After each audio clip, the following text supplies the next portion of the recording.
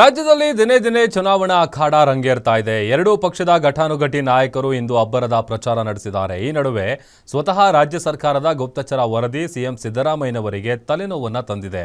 ಹಾಗಾದರೆ ಎರಡು ವಿಧಾನಸಭಾ ಕ್ಷೇತ್ರಗಳ ಉಪಚುನಾವಣೆ ಗೆಲ್ಲೋರು ಯಾರು ಎಂದು ವರದಿ ಬಂದಿದೆ.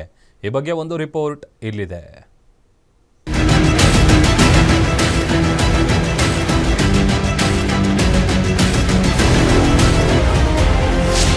ಬಾಗಲಕೋಟೆಯಲ್ಲಿ ರಂಗೇರಿದ ಉಪಚುನಾವಣಾ ಸಮರ. ಮತದಾನಕ್ಕೆ 3 ದಿನ ಬಾಕಿ, ಎರಡು ಪಕ್ಷದಿಂದ ರಣತಂತ್ರ.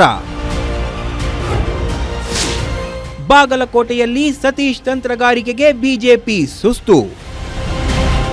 ಬಾಗಲಕೋಟೆ ಬೈ ಎಲೆಕ್ಷನ್ ಅಖಾಡ ಭರ್ಜರಿಯಾಗಿ ರಂಗೇರಿದೆ. ಶತಾಯಗತಾಯ ಬಾಗಲಕೋಟೆ ಕ್ಷೇತ್ರವನ್ನ ಗೆಲ್ಲಲೇಬೇಕೆಂದು ಪಣತೊಟ್ಟಿರೋ ಕಾಂಗ್ರೆಸ್ ಪಕ್ಷ ಕಳೆದ 5 ದಿನಗಳಿಂದ ಸಿಎಂ ಸೇರಿ ಹಲವು ಸಚಿವರು ಅಲ್ಲೇ ಠಿಕಾಣಿ ಹೂಡಿದ್ದಾರೆ.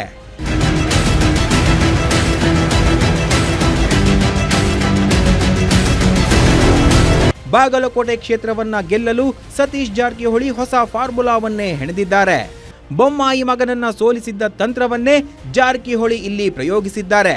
ಹೀಗಾಗಿ ಕಳೆದ 10 ದಿನಗಳಿಂದಲೂ ಕ್ಷೇತ್ರದಲ್ಲಿ ಠಿಕಾಣಿ ಹೂಡಿದ್ದಾರೆ.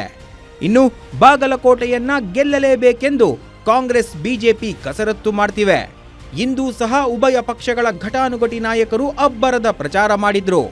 ಕಾಂಗ್ರೆಸ್ ಗ್ಯಾರಂಟಿ ಅಸ್ತ್ರ ಬಿಟ್ಟರೆ ಬಿಜೆಪಿ ವೈಮನಸ್ಸು ಮರೆತು ಒಗ್ಗಟ್ಟಿನ ಜಪ ಮಾಡಿ ಮತಬೇಟೆ ನಡೆಸಿದ್ರು. ಇಂದು ಸಚಿವ ಜಮೀರ್ ಅಹಮದ್ ಉಮೇಶ್ ಮೇಟಿ ಪರ ಅಬ್ಬರದ ಪ್ರಚಾರ ಮಾಡಿದ್ರು. ಕುಮಾರಸ್ವಾಮಿ ಕೇಳ್ತವ್ರೆ ಬರೀ ಕರ್ನಾಟಕದಲ್ಲಿ.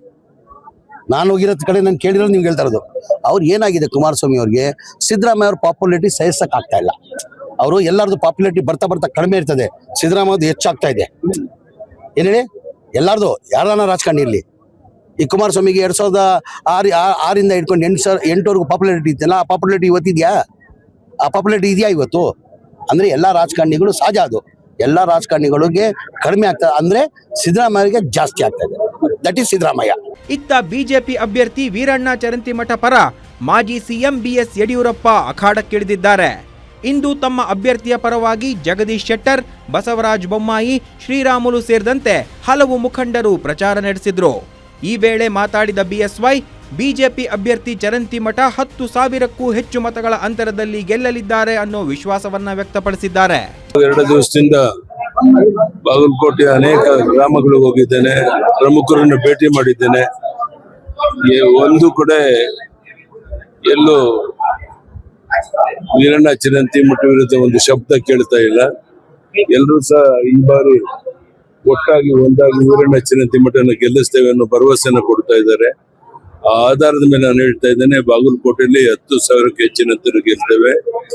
ನೀವು ಆಶ್ಚರ್ಯ ಪಡಬಹುದು, ದಾವಣಗೆರೆಯಲ್ಲೂ ಸಹ ಈ ಬಾರಿ ಚುನಾವಣೆಯಲ್ಲಿ ಗೆಲ್ತೇವೆ.